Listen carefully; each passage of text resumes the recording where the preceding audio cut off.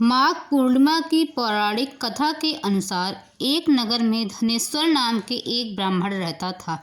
उसकी पत्नी का नाम रूपवती था, जो कि बहुत ही पतिव्रता और सर्वगुण संपन्न थी, लेकिन उन्हें कोई संतान नहीं थी। इसलिए वो दोनों बहुत चिंतित रहते थे।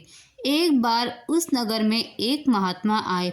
उन्होंने उस नगर के सभी घरों से दान लिया, लेकिन धनेश्वर की पत्नी जब भी उन्हें दान देने जाती तो वो उसे लेने से मना कर देते थे। एक दिन धनेश्वर महात्मा के पास गया और उनसे पूछा कि हे महात्मन, आप नगर के सभी लोगों से दान लेते हैं, लेकिन मेरे घर से नहीं लेते हैं। हमसे अगर कोई भूल हुई हो तो हम ब्राह्मण दंपत्ति आपसे क्षमा याचना करते हैं। इस पर महात्मा ने कहा, नहीं विप्र, तुम तो हमेशा आदर सत्कार करने वाले ब्राह्मण हो, तुमसे भूल तो कभी नहीं हो सकती। महात्मा की बात सुनकर धनेश्वर हाथ जोड़कर बोला, हे मुनिवर, फिर आखिर क्या कारण है? कृपया हमें उससे अवगत कराएं। इस पर महात्मा बोले कि हे विप्र, तुम्हारे कोई संतान नहीं है। जो दंपत्ति निसंतान हो उसके हाथ से भिक्षा कैसे ग्रहण कर सकता हूँ? तुम्हारे द्वारा दिया गया दान लेने के कारण मेरा पतन हो जाएगा। बस यही कारण है कि मैं तुम्हारे घर से दान नहीं स्वीकार करता।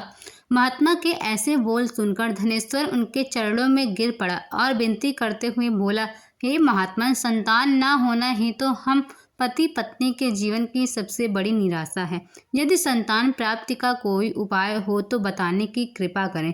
मुनिवर, ब्राह्मण का दुख देखकर महात्मा बोले, हे विप्र, तुम्हारे इस कष्ट का एक आसान तरीका है। तुम्हें 16 दिनों तक श्रद्धा पूर्वक काली माता की पूजा कर उन्हें प्रसन्न करना होगा, तो उनकी कृपा से अवश्य तुम्हें संतान की प्राप्ति होगी। इतना सुनकर धनेश्वर बहुत खुश हुआ। उसने महात्मा का आभार प्रकट किया और घर आकर पत्नी को सारी बात बताई। इसके बाद धनेश्वर माँ काली की उपासना के लिए वन चला गया। ब्राह्मण ने पूरे 16 दिन तक काली माता की पूजा की और उपवास रखा। उसकी भक्ति देखकर और विनती सुनकर काली माता ब्राह्मण के सपने में आई और बोली, हे धनेश्वर, तू निराश मत हो, मैं तुझे संतान प्राप्ति का वरदान देती हूँ, लेकिन 16 साल की उम्र में ही उसकी मृत्यु हो जाएगी। काली माता ने कहा, यदि तुम पति पत्नी विधि पूर्वक 32 पूर्णिमा का व्रत करोगे तो तुम्हारी संतान दीर्घायु हो जाएगी। प्रातःकाल जब तुम उठोगे तो तुम्हें यहाँ आम का एक वृक्ष दिखाई देगा। उस पेड़ से एक फल तोड़ना और उसे ले जाकर अपनी पत्नी को खिला देना। शिव जी की कृपा से तुम्हारी पत्नी गर्भवती हो जाएगी। इतना कहकर माता अंतर ध्यान हो गई। प्रातःकाल उसने गणेश जी भगवान का ध्यान करके वृक्ष पर चढ़ा और फल तोड़ लिया। उसकी पत्नी वह फल खाकर कुछ समय बाद गर्भवती हुई। दंपत्ति काली माता के निर्देश के अनुसार हर पूर्णिमा पर दीप जलाते रहे। कुछ दिन बाद भगवान शिव की कृपा से ब्राह्मण की पत्नी ने सुंदर बेटे को जन्म दिया, जिसका नाम उन्होंने देवीदास रखा। जब पुत्र 16 वर्ष का होने का हुआ तो माता पिता को चिंता होने लगी कि इस वर्ष उसकी मृत्यु न हो जाए। दंपत्ति पूरी आस्था के साथ पूर्णिमासी का व्रत कर पुत्र के दीर्घायु होने की कामना करते रहे।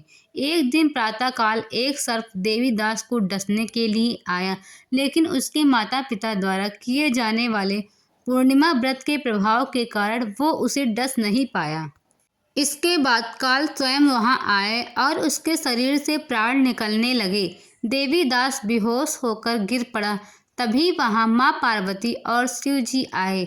देवीदास को बेहोश देखकर माँ पार्वती बोली, हे स्वामी, देवीदास की माता ने 32 पूर्णिमा का व्रत रखा था, उसके फलस्वरूप कृपया आप इसे जीवन दान दीजिए। माता पार्वती की बात सुनकर भगवान शिव ने देवीदास को पुनः जीवित कर दिया।